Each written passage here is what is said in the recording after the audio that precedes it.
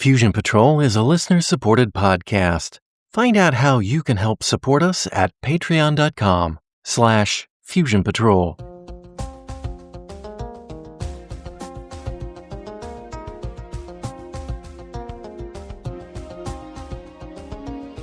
This is the Fusion Patrol podcast. Each week, we look at a different science fiction TV episode or movie and overanalyze it to within an inch of its life. Welcome to the discussion. Hello and welcome to another episode of Fusion Patrol. I'm Eugene. And I'm Simon. And tonight we're looking at the Doomwatch episode, Public Enemy, by Patrick Alexander. In the town of Carlingham, a healthy young boy kicks a football onto the roof of a plant. With the help of a neighbor, he climbs to the roof to retrieve the ball. In seconds, he is dying, unable to breathe. Doomwatch are soon called in by a local alderman, Mr. Payne. He's been asking Doomwatch to check out the local metallurgical plant, Carlingham Alloys, which he thinks is a health hazard to the town. Now that a child has died, they finally agree. Quist even thinks they should have checked it out earlier. Jeff Hardcastle studied at school with Tony Lewis, chief metallurgist at the facility. Lewis is a driven hothead, just exactly the kind of guy who would skimp on safety if he could achieve his goal. Lewis is working on a new, super secret and potentially highly valuable material, Superstar, an enhancement of their previous material, Omnistar. As Quist's team investigate, the plant workers discover the boy's cause of death. His football broke an exhaust pipe on the roof, which vented beryllium vapor, killing the boy. Safety procedures were in place, but they were not adequate to prevent this from happening. Lewis reminds everyone that the boy was trespassing and had no right to be on the roof. Soon thereafter, another worker dies from the same thing, this time in a different place. Again, safety procedures were in place, but weren't quite up to the job. The shop union foreman would be happier if Doomwatch would make some suggestions for the safety of the plant, and management is entirely on board. Only Lewis maintains that their precautions are good enough. Doomwatch make their suggestions, and the plant manager assures them he'll get head office to go along with it. Everyone is happy until the head office decides to close down the plant rather than foot the £100,000 renovation bill. The plant just isn't profitable enough. All the workers will be relocated to Leicester, given new company housing, and work in their state-of-the-art safe factory. Except nobody wants that.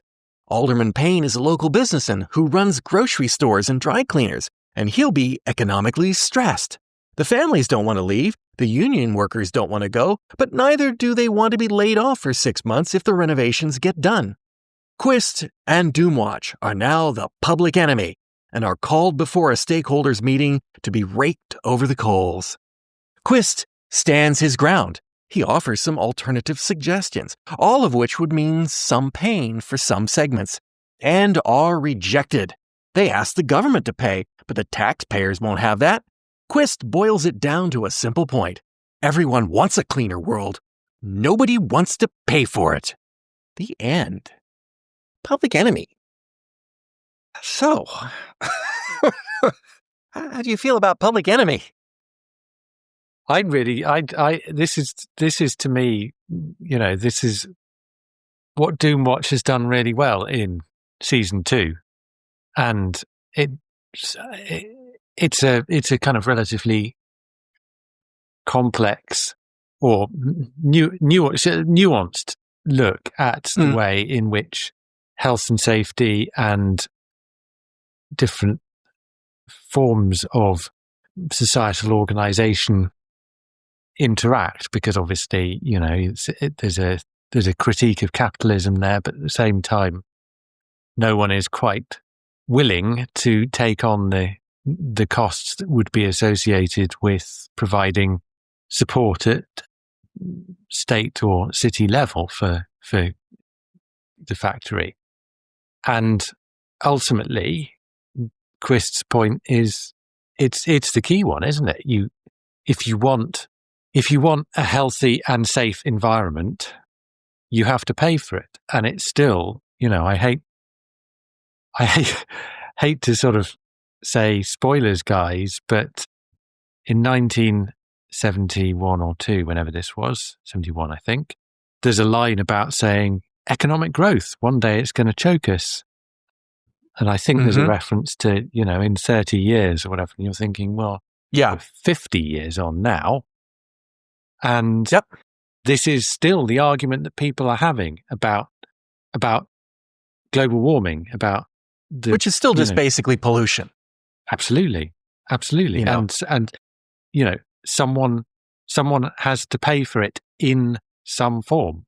But what's nice about the way this episode is set up is that it's done in a microcosm where you actually get to see all of the players in that. You get to see what the residents of Carlingham think, what the workers and the workers' wives. You get the middle management. You don't get the capitalist fat cat bosses or whatever, but they're off stage, a way, but yeah. They are off stage, but they are also easy to demonize in stories like this. And actually, what's being critiqued here is the free market, and the point about it is essentially faceless. It's a force of nature, and so it's kind of appropriate that you don't get to see the people making those decisions. It's just reported down a phone line. Oh, hey, it turns out that this is not economically sensible. And it's not. The reality is, if everyone were to move to Leicester, they could have a safe and efficient factory that would meet their needs much better without the costs that would be incurred trying to upgrade Carlingham. But, inconvenience and all that stuff. So, not going to happen. You know what and all this is spot on, and I'm absolutely, we want to talk about this some more. What I thought was really interesting about this story is that, one, it laid out what it was going to get to very, very early in the story, even though it was a throwaway line. And it had to do with Alderman Payne's dad used to own that factory, and he sold it because it wasn't profitable. And Payne complains about the way the new people are running it. They're cutting corners, and that's the problem. My dad never cut corners, and I think it might have been Quist that said it to him. Well, but your dad couldn't make a profit at it, right? Yeah. And it's almost a throwaway line, and it's very early in the story. And they portray Lewis as this demonized Dr. Frankenstein who doesn't care, right, except for his work and the progress that he makes. And you think he is going to be the villain of this piece, and he really isn't. I mean, he is the jerk in this piece, but he's not the villain. Yeah. No, but he's not the villain. He is just absolutely pragmatic at this point, and we have to watch everyone else get the economic nails driven into their toes so that they come around to his pragmatic point of view, even though he's the jerk. Well, but he's not that. I'm not sure I would call his approach pragmatic. He's actually he's driven, and what you're describing as pragmatism, I would describe as a kind of a disregard for human life. Okay, well, there's some of that. It's not extreme. It's not extreme. I like the fact that he's on the edge of that. He's not being massively unreasonable, but you can just tell that when it comes down to it, if it were just his decision, he would dispense with a number of the safety precautions that are already in place, because he doesn't mind if people die. What he minds is that they come up with before the Americans come up with what I liked about the way that this played out was that we were heading for a situation where, I mean, as you say, it looked like he was going to be the villain of the piece, in the sense that there was going to have to be some conflict between that drive that he had, which was all for sort of disregarding, putting, the middle management and Doomwatch were all in agreement. Let's spend 2 to 6 months putting in some sensible safety measures. And they were sensible safety measures, because that's more important than the 2 to 6 months that we would lose. Okay, right, fine. And he is absolutely outraged by that. And you think that what you're heading for is something where he's somehow going to force the issue, and in order to resolve it, either he is going to do something that causes some more considerable loss of life, or he is going to have to be thwarted in his goal. And what actually happens is the decision comes down the telephone line, and he comes rushing in saying, oh my God, the factory is going to be closed, thinking this is terrible, not because these guys are going to lose their jobs or because these guys are going to be uprooted and moved to Leicester, but because he thinks he's not going to be able to finish Super Thingy. Well, I don't think anybody in this story cared about what anybody else. So in other words, Alderman Payne didn't care until it was him, but he didn't really care that the workers were going to be out of work. Or gone. He was cared about himself. So I think everyone is looking at it through their own selfish lens. I don't know that it's quite that cynical. I think, but I think everyone has their own position, and the extent to which they have sympathy with the other. I mean, in a way, it's not like Alderman Payne is saying to hell with these people's safety and health and their working conditions. He's actually saying what they themselves are saying, which is, we would rather stay here and risk another incident of this sort than we would to move to Leicester or whatever the other options are. Go ahead. What the episode, it seems to me, is critiquing is the fact that when they had fingers to point, they were pointing those fingers, but they did so without thinking through the logical consequences of what they were proposing, that someone would have to pay for this, and that within the capitalist system, free market system we're working, then the risk was that it wouldn't necessarily be the company, and therefore it might mean paying more taxes or whatever. And it's this wishful thinking that we can somehow resolve these situations without there ever being any cost to us ourselves. Mm-hmm. And notice that the finger pointing, which was going around, ending up going at the messenger in the end.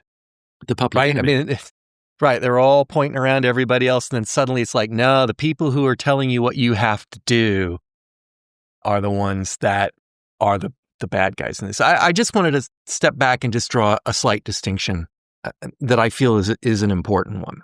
Yes, Payne in the end is mirroring what the workers are saying. He's like, well, they don't want to, that's okay. They don't want to go to Leicester. I don't want them to go to Leicester. So that's the same. And it's a risk, but it's not high enough a risk. Well, there's a difference between Payne saying it. He's not the guy at risk.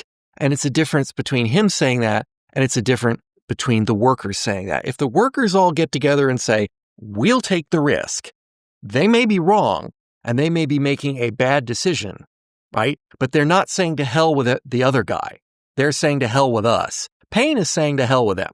It's like, I don't care if a few of them die as long as I keep my stores going. So maybe there's a distinction there, but I agree that they're all on the same page at the end. It's just, that's kind of, and the reason that I said that Lewis wasn't as bad, because I didn't get the impression he'd be willing to undo the existing safety protocols. I get the impression that he thinks that the safety protocols are adequate, provided that people have some responsibility for themselves. And he draws that example of if a kid wandered onto a railroad track and got killed by a train, we wouldn't stop all the trains. But of course, it's a complete false dichotomy.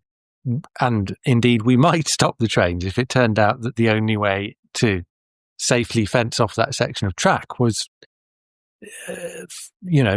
for workers to go along the the track and you had to close the line for a day or two. I mean, that's entirely feasible, but actually, in all probability, you would be able to address the safety issues in other ways. There would still be a cost. Right. But, and, I mean, it used to be trains crossed roads without any barricades, and they put them in. Not for a long time. Not everywhere. Well, they're not everywhere here either, but they are, any major road will have a barricade that comes down. But then a lot of trains don't run through our towns, so it's a little bit different. But, it depends on the level of traffic that the road gets and the level of trains, I'm guessing, as to whether or not they put the barricades, lights, just signs that say, look out. It also depends on other things, in fairness. The culture of risk within the country, which is very, very different between European countries. There was a particular lecture where someone described being in Sweden and just being escorted across the track at the railway station, where here it would always be on a footbridge. And his kind of reaction was very much, you can't possibly do that. But it's actually, it's not based on any real comparable risk to something like crossing the road, which we do every day and which is much more likely to result in injury. So there's that, and then there's the whole kind of legal background. The reason that our railways are so heavily fenced. There have been fences on British railways for years and years and years. I mean, decades, if not over a century, I think, but for laws to do with preventing animals from getting onto the line. But I think there are no fences on our railways here. Sure, it's very different in different countries, and then there was a legal case to do with someone getting onto the track and the surprising precedent in which the railways were shown to be liable, and then suddenly there were big, heavy fences everywhere. And that's how over the last 2 or 3 decades. I may have some of the details of that wrong, but it's an example. It's always a tort. It's always a case of tort. It's instead of responsibility, it's a reaction to your liability. It is. So the point is that I think there are a range of viewpoints about this, and Lewis is on one extreme because he is more or less like, this is not my problem if people go and get themselves killed, and it should not be costing us to prevent accidents that would be avoidable even if they're foreseeable accidents, they would be avoidable if other people took responsibility for them. And I'm not that sympathetic with Lewis's position. I think that the situation where you could have this beryllium leak as a result of something relatively minor, like a football hitting a pipe, is kind of worrying. And I think that the parent company obviously saw, that those standards were too low for their new factory. So in Leicester, clearly, they had something that was much safer than this. And so part of the reason was they were doing up old properties and so forth. But nevertheless, I entirely grant you're on a continuum here, and Lewis isn't some kind of horrible monster. He's just a bit of a jerk. Mm-hmm. Yeah. So I was largely impressed by the way this episode flowed through, and the reveal of the episode, and reveal of who the public enemy was, because you easily could think it was the plant. Well, this is the other thing I liked about this episode, which is that it asks the question of which I sometimes feel, the Doomwatch format is a way of telling stories. It's a long time since anyone mentioned the fact that Doomwatch is the name of the computer. Nevertheless, this is a story that asks the question, what is Doomwatch for? What is their role? When they're having that conversation at the beginning, and Quist says we should have looked into this case, and they're kind of saying, well, we did look into it. Actually, we can't take every cranky alderman seriously because we don't have the resource to do that. Isn't that the same argument that, we did take safety precautions and it turned out that those precautions weren't enough? We did look into it. It just turned out we didn't look into it enough.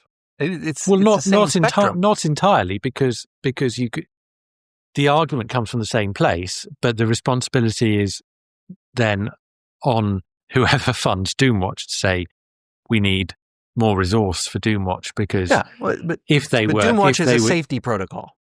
Sure, but it's also a 6-person team who have to cover all sorts of. I mean, the breadth. It would be pretty dull if they were actually as specialized as they might realistically be if it were an actual department, because they have an enormous breadth to cover and they don't have the resource to cover it in the kind of depth that, maybe Quist is talking about at the beginning of the episode. Nevertheless, the episode presents that argument about Doomwatch's role in it and whether it should be investigating these things. But by the end of it, I think there's a very solid answer about what Doomwatch is for. And that is, it's for telling the truth. It's looking at the situation and looking at the science. And this is from the Plastic Eaters onwards, this is what I think the best episodes have been about. They've been saying, regardless of what the kind of political expediencies in the situation might be, you can't ignore the facts. And Doomwatch is there to state the facts and to amplify them. So what do you take from the conversation with Duncan at the end and Quist, and Duncan expressing the minister's concerns, but when Quist says, you want me to withdraw or change the report? And he says, no. It's like, what was he expecting from him then? It's a political thing. He can't say withdraw the report. Well, that was good. I guess that was basically my question. I guess that was my question. Is he lying when he says no? I don't want you to change it. I'm just expressing the concern. Yes, he is. Okay. Yes, yeah. Okay. What he wants is for Quist to tone it down, but to tone it down of his own volition, so that there's no trail back to impropriety. Yeah, the minister when the stuff hits the fan. It's, to me, in a way, and I was thinking this earlier today when I was thinking what to say about the episode. To me, the episode is like an edition of Yes Minister without the jokes, because one of the things that Yes Minister is so terribly, terribly good at satirizing is all of these kind of political games that get played where everyone has their own agenda, everyone wants a particular thing out of it. And I mean, usually in Yes Minister, his hacker gets caught up in some cause at the beginning and then he ends up espousing completely the other thing because he gets captured by the civil service. But that in this case, that role is Payne. That Alderman Payne is Jim Hacker in this. Mm-hmm. He starts off from one point of view, and he ends up, and it's not quite. There's no Sir Humphrey manipulating things in order to do it. But it is exactly the kind of thing that 10, 15 years later, Yes Minister would be satirizing so effectively. Okay, let me ask this question. So Quist, like I say, he boils it down at the end. You want a cleaner world, you got to pay for it. Nobody wants to. I think we could safely say that when you walk out of this episode, you're supposed to be agreeing with Quist. You're supposed to go, he's right. If we want a cleaner world, and we all want a cleaner world, we're going to have to pay for it. Somebody has to pay for it. And everybody wants it to be somebody else. I feel that this episode, it doesn't undermine that point. It drives that point home, but it does such a good job of, I don't blame all the people in the end of this. I don't look at the union workers, and I don't look at Payne, and I don't look at at the factory manager or the factory corporate as quote unquote the bad guys. I look at them as I understand them. Absolutely. And I can't quite indict them and say you're all wrong, because no one's wrong. It's a properly nuanced because the managers in the factory, they're not. He's like, yeah, we'll do it. Yeah, exactly. And the union guys, they're quite pragmatic, I suppose, in their approach. They assert their demands, but they at the same time get listened to. So there's a reasonable relationship going on there. Even Lewis is, he is after doing something that is for everyone. There's a shared interest in it. There's all of the the bosses, the company will do well, but the workers will as well if the factory actually produces the thing they're aiming to produce. So I agree. I think everyone is playing their part, and they all have motives that are not necessarily pure, but understandable. And even if they also have motives that are a little bit more selfish, that's not all that's driving them. Right. And I like the level of nuance that you have in that, because at the end of it, you do get a very forceful message that something has to be done, but that no one group or one individual can be made to take responsibility for it. It's everyone's responsibility. I also like the fact, and the union workers, the plant manager, everybody but Lewis, basically. But particularly in the case of the union workers, I felt that this was, and as you know, union workers are portrayed much more negatively in the United States than they are in the United Kingdom, that they didn't have a list of demands. They had, we want safety, and we're willing to listen to Quist and take their recommendations to Doomwatch. Like, they're not sitting around making up their own stuff. They're willing to take from the experts. Yes. And that's good. The plant manager seems to be the same way. Because he says, you're welcome to speak to Doomwatch, which I thought was, a very positive thing. Yeah. He comports himself beautifully in this episode. He comes off as, the guy who is trying to do the right thing under the conditions he's got, and he cares about the people that are working there, that they don't get hurt, and he wants the project to get done. And I liked him a lot in this story until it comes down to the, well, there you go. They're gonna close the factory down. It's not his decision, so he doesn't have to be, he's not the villain in the piece from that standpoint either. Payne is a little bit more like Lewis in that it does feel like he has an axe to grind against the plant, and he's got his own ideas of what needs to be done, I think, from the beginning, even if I don't know what the specifics are, but you can just definitely tell. I don't know what's going on there, but we've got specific things we have to do. And it doesn't sound like what he's looking for is the scientific answer to what we have to do. What it looks to me like is he wants Doomwatch to come in and tell him it's more about finding out that they're at fault, right? It's more about proving that they're bad. But yeah, it's really good episode. I don't want to, and when I say that everyone is responsible, that sounds like there's a sort of no one's to blame or everyone is equally to blame. And that's not quite how I feel about it. It's more like there is no free lunch on offer here. There is a collective decision to be made, but it is a decision which involves making choices. And so, you can either decide, yes, you want a free market, and that is the free market itself is an efficient way of managing resources. Or you can say, actually, there are some other externalities, and part of quality of life is being able to basically keep Carlingham running as a town, but that will involve investment from somewhere, and that may mean paying more tax or what have you. So there are potential answers to it. It's not like an insoluble problem or just something that no one could ever resolve because people are at loggerheads.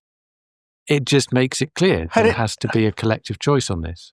And it does, I don't have the answer. It from an economic standpoint, let's take a look at the workers. The workers want them to make the changes. They don't want to pay for it.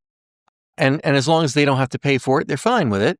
But when it comes down to, oh, by the way, you're going to be laid off for 6 months and you won't get any pay, then, suddenly it would be a huge hardship for them. I'm not trying to underplay that. I mean, that's a terrible cost that somebody would.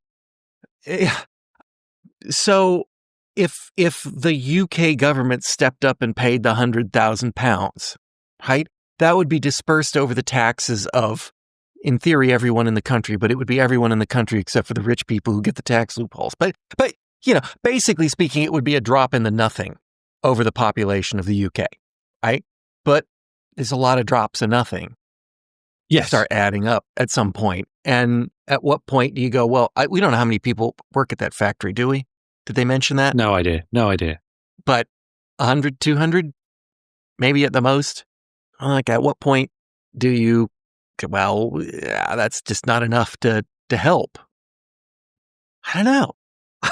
Yeah, because you have to have a program that says this is where the funding comes from. We have money here in order to support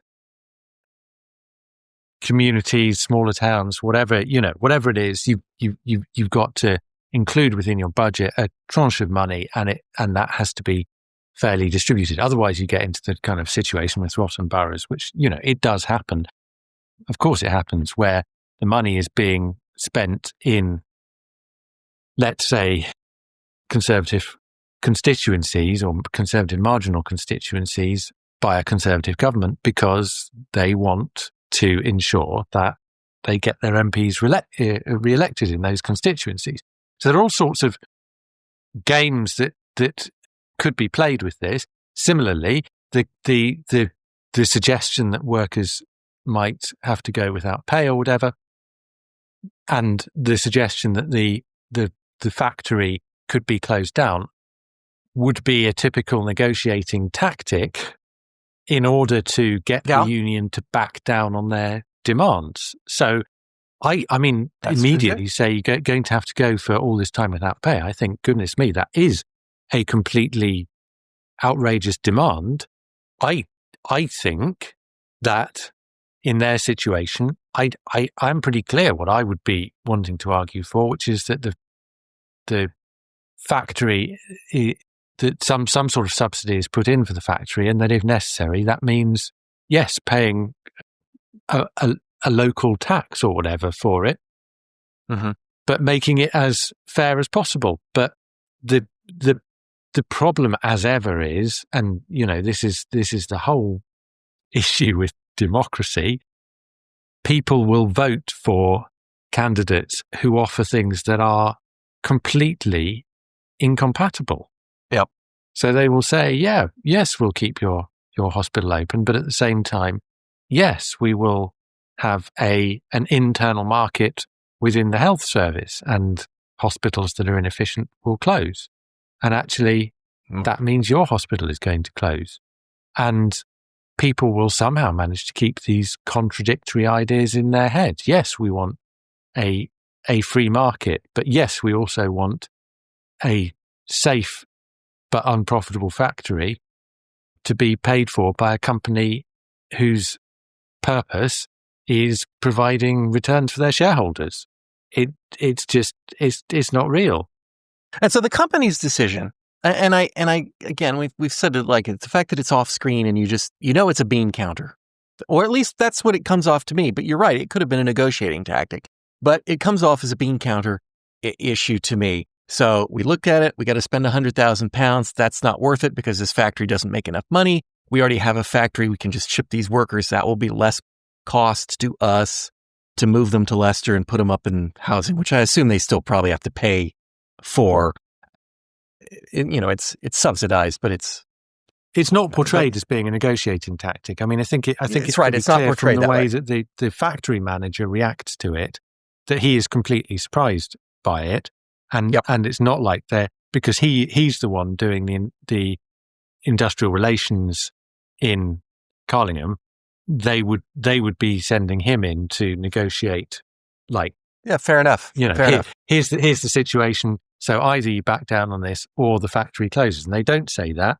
They say, in effect, what they're saying is, we understand the recommendations from Doomwatch. We agree that these safety measures are probably inevitable. We need to do something like it. But it's not cost effective for us to do it to a factory, the fabric of which is no longer appropriate for the work that we're doing. It's just a better business decision to say, let's uproot everything and shift it to Leicester. And they are literally saying there are going to be no redundancies. So they could be a lot worse. Yeah, it seems to be just hard. And I wonder, I mean, Quist puts out the idea of, okay, keep OmniStar being produced here. That's profitable, and move Superstar to the other location. But they still have to do some safety upgrades, and that's going to cost money, and it's still going to put some people out. And it seems to me like if there's anything that's a little bit underexplored and unrealistic in this story, it is you have to spend $100,000 or pounds, pardon me. You have to spend £100,000 and shut the factory down for 6 months. And we know that's not strictly true, because they could start spending and they could put the cage over the exhaust pipes. They could put the barbed wire around the roof. There are things that they could probably incrementally do with time, that if the workers weren't so worried about their own health over the next 5 years, that could have mitigated how long those safety standards are in place. It took to get those safety standards in place. What I wonder is, and they don't go into that, but what I wonder is, if you did that, let's say we put the fence, the cage over the top right away in the barbed wire tomorrow. Somebody just comes out and does that. That'll cost them nothing of that £100,000. Having identified them and I'm having not sure you understand the context of 1970s Britain. That's very possible. But relative to those £100,000, I do not believe that putting a cage over that pipe that we saw on the roof. And I admit, I see those cages all over the place here, right? That's just a thing you put over an exposed pipe so that people won't break it. You just do. And the factory plant didn't look so big that they couldn't put a fence up over it to keep kids out for a small fraction of that $100,000 or £100,000. I'm just going to keep calling it dollars until we get parity between the pound and the dollar. And anyway, if the company identifies, we agree, these things need to be put in place. And here's our plan. We'll get them put in place within 5 years, incrementally, with minimal disruption. Maybe they have to lay the workers off for a couple weeks at a time here and there. Well, they could do it. Theoretically, they could do it. Not knowing what the exact recommendations are, but let's say that they could do it.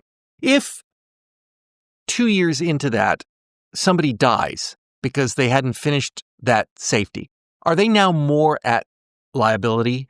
Because once you've acknowledged that there's a safety risk, you cannot allow it to continue. Morally or legally? Legally. Morally, we know it's true. I don't know the legal answer.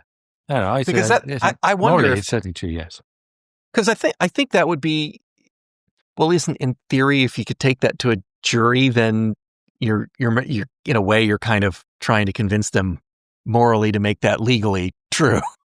But maybe that's how our jury trials work. I just wonder if, having had the recommendations put on the table and then saying, yeah, you're right, that we can now no longer delay taking care of this. Because I think that's right. But that is partly what Doomwatch does, is it exposes things that need to be addressed, and you can't ignore them. Which is why Duncan wants the report removed. Exactly. So the only thing you can possibly do is apply pressure to say, oh well, can we undo what you have said? Can we have you go, oh well, actually we overlooked this or that, and so maybe this isn't so critical. And I think this episode does that rather nicely. I back to the argument, and I hope by the time our listeners hear this podcast, which I think will be 2 or 3 months at least from the date we're recording this in March of 2020. But I thought it was interesting this morning that I was looking through my social media, and I hope you're all months in advance in the future. I hope COVID-19 has not devastated the world and that everyone is fine. And so we're at an earlier stage here where I am. I think it was interesting that this very morning I saw a press conference or press session with your prime minister, where someone don't hold me responsible for him. I'm not holding him, but you're stuck with him, so he's yours.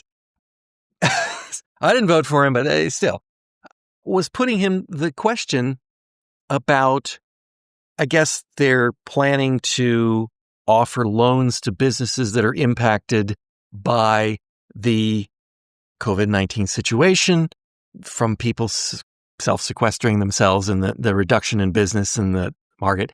And somebody rightly put that question to him. Do you think that businesses are going to look at that and say, I don't want to take, I'm on the margin now, I don't want to take on more debt just to try to ride through this situation? And, the implication of the question is, shouldn't we just be, I guess, giving them money or something that will help them, rather than giving them a short-term loan that they're still going to have to pay back. And it's still a business liability. They're basically not helping. They're just dispersing it across time. And I don't think he had an answer for it, but I just thought it was really interesting that exact role of business to their expenses and how much society is willing just came up this morning, which is why I thought it was like, well, some things have never and will never change, possibly. But there we go. I did notice Quist said, we got 30 years and then are pretty much, all done. And as you say, here we are 50 years later. And are we better? I don't want to ignore many of the advances that, especially after I recently read Hans Rosling's Factfulness, which illustrates very effectively the many kind of psychological traps that our own minds seem to set for us in terms of assuming that things have gone backwards. People are remarkably bad, myself included, at assessing how much progress has been made. Oh yeah, the world is objectively better and has been objectively better for decades from moving forward. So if you look at things measure it, but yeah, if you look at things like health and safety, we certainly have made huge leaps forward. I think the thing that Rosling concludes with is there are some very, very serious things. Although there are plenty of things that you shouldn't be worried about because they are better, there are still some things that you should be worried about because they are very, very serious. And so one of those is the climate crisis. And I think the point I would take from this episode is that you can apply the whole issue about how, everyone has their own particular interest in keeping the status quo. There is a growing consensus that something needs to be done, but lots of the people who accept that still say it should be someone else who is doing the something.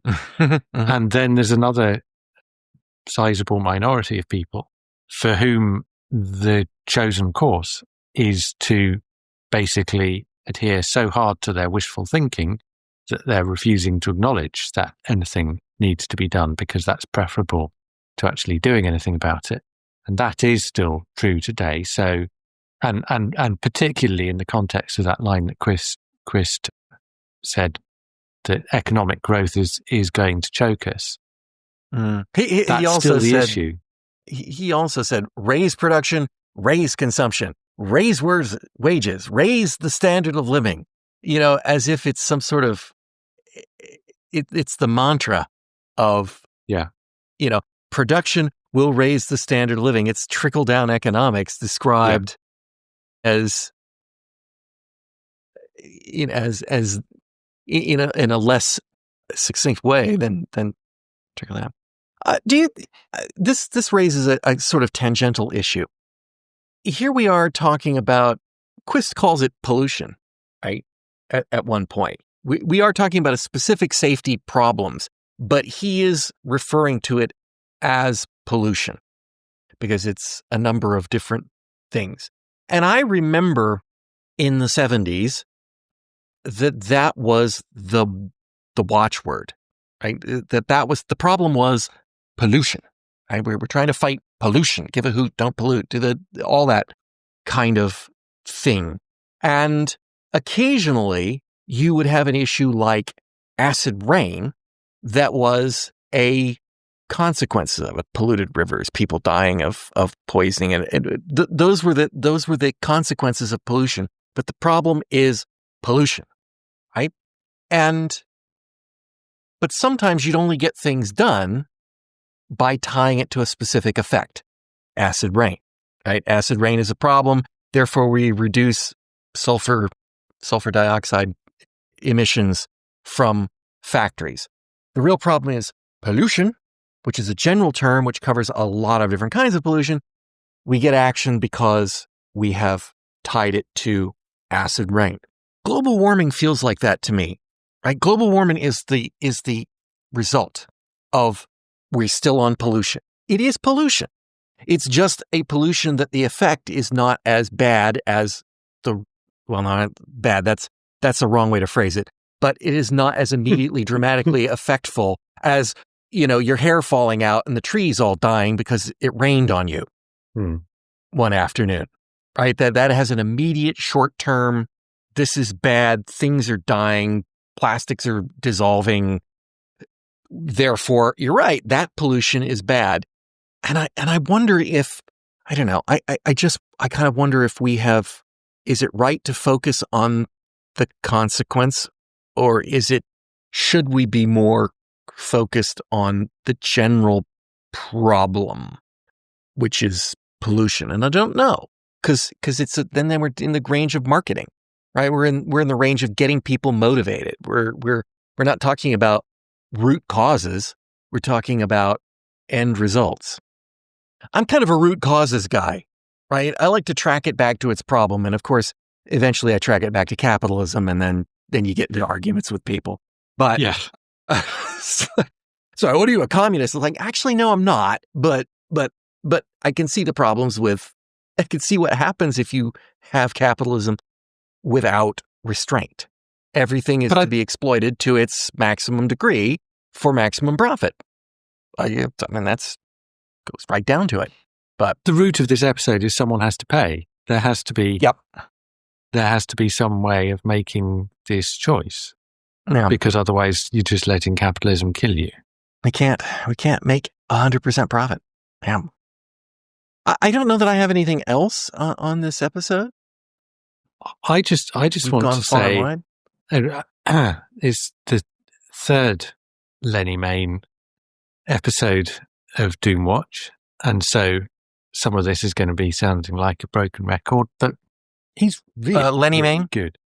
Lenny Main, the director of this episode, but he also directed the one with Patrick Troughton in it, in the Dark, and the Inquest a couple of episodes back. Okay.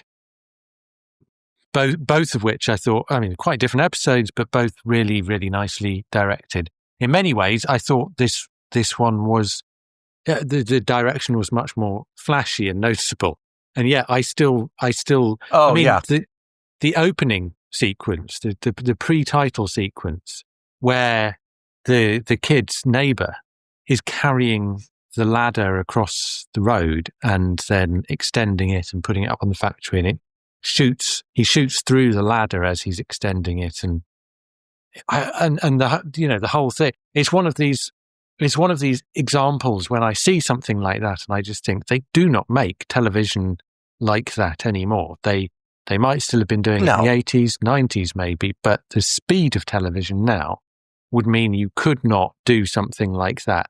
And yet you sit there and you can't help but watch, fascinated by what he's arranged on the screen, what his actors doing, the way they're moving, the way the whole thing is staged. It is just mesmerizing. Okay, I actually have a comment there. There were a couple points in this episode where I noticed the direction, and I'm not gonna put a good or bad judgment on it because I wasn't doing that. I really wasn't. I was thinking, well, yes, certainly would not ever have television where you saw a guy pack up a ladder, walk it across the street, set it back up, run the thing. And my mind was like, yeah, like that ladder that he was painting is the same height as the factory that they're going to go on. Oh, he's got to extend the rungs. Wow, we're going to watch the whole process. I'm amazed here. Is he going to attach the safety ropes? Or is he going to do And I was watching that going, yeah, you would never, ever, ever see television like that. They just would not allow somebody to cross the road unless something was going to happen while they're on the road. And I will say that I watched that and I thought, and you are kind of drawn into, I am kind of drawn into it. But part of that is because I know that something really bad is going to happen somewhere in this short sequence. Right? Didn't it is? But you could direct a sequence like that in which the bad thing happened, and the whole thing, the pace of the whole thing was just much more. You were going full tilt towards the bad thing. Oh yeah. No, I was just thinking that if this were in a different show, a show that we didn't know was about disasters, then you might be watching that scene going, this is kind of slow. But instead, I felt like I was watching it going, they're building tension. I don't know, but that I think the tension is inherent. The tension is inherent in the way that it is directed. And if you're saying this is the same guy that did the Patrick Troughton in the Dark, right? Didn't we comment on the weird fact that that director had placed the guy drowning before the credits, and then after the credits, you kind of have this weird thing where you come back and you're still with that disaster. And they did exactly the same thing in this episode. That's true. I noted that mentally, and I didn't write it down. And now you mention it, it's exactly the same thing as in the Dark. And I can't remember if they did that in the Inquest, because I don't remember what the opening disaster was in the Inquest. But there were other quite distinctive things in the way this was directed. Well, there was that montage, yes, at the factory with the stills and the music. Hardcastle, the funky music, and Hardcastle is doing the interviews, but instead of seeing him interviewing, which you could easily have done with filmed footage, you see stills of him interviewing. That did stand out. And similarly, the sequences with the housewives were very kind of like vox populi of the time. And actually the scene that I thought was really quite spectacular, though not spectacular in a sort of special effects, cars blowing up kind of way, but just in a really quite complicated and interestingly directed way, was the committee, where you have the telephone call.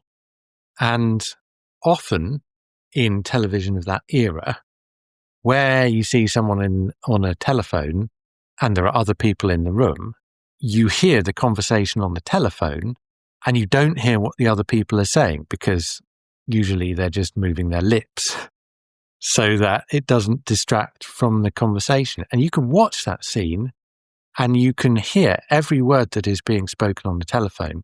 And you can watch it again and you can hear every word that is being spoken in the conversation in the background, even though they're speaking at the same time. And all of the action is somehow captured on camera, and without you, because it's a close-up shot of the telephone, and yet you can see everything that is going on. But I think it must have been very, very carefully set up and quite difficult to accomplish, but it just looks effortless. That's really weird because my recollection was that you could not hear anything on the phone at all in that conversation. You mean the other party on the phone? Yeah. You couldn't hear the other party. You could hear. Oh, okay. Yes. Oh, okay. So Gotcha. what I mean is his half of the conversation. The other part was obviously implied. His half of the conversation, he was speaking over what the conversation in the background was. So you had a conversation in the background going on at the same time as you had at least half of a conversation in the foreground. It's very difficult to follow them both at the same time. And yet somehow you can hear what they're all saying. Well, I hadn't noticed it, but you're right. I mean, there were things going on, and you could clear them out. So, and then of course you had the kind of crash close up of Quist right at the end, which I thought was a bit. I'm ready for my close up now, but it probably has to be mentioned. Yeah, I don't think you said the director's name was DeMille, so I couldn't be quite that. Well, I think that was the end of Series 2 Indeed it of was. Doomwatch. And there are only 3 existing episodes in Series 3. I know, it's unbelievable. They managed to keep the whole of Series 2 and then junk most of Series 3. I thought they'd learned their lesson after Series 1, but there we go. Apparently not. So we'll be jumping ahead, I don't know, I think it's 4 episodes. And I don't have the name of it off the top of my head. But when we're back on Doomwatch, we'll be looking at Series 3. Simon, thank you for joining me. It's a pleasure, as always. Listeners, I do hope you'll join us all again next time on Fusion Patrol. You've been listening to Fusion Patrol, a listener-supported podcast. Find out how you can be a sponsor and get early access to all episodes and more at patreon.com/FusionPatrol. Come join the conversation on Facebook or Twitter. All episodes are available at FusionPatrol.com. Our music is Fight the Future by Amberwolf. This has been a Lone Locust production.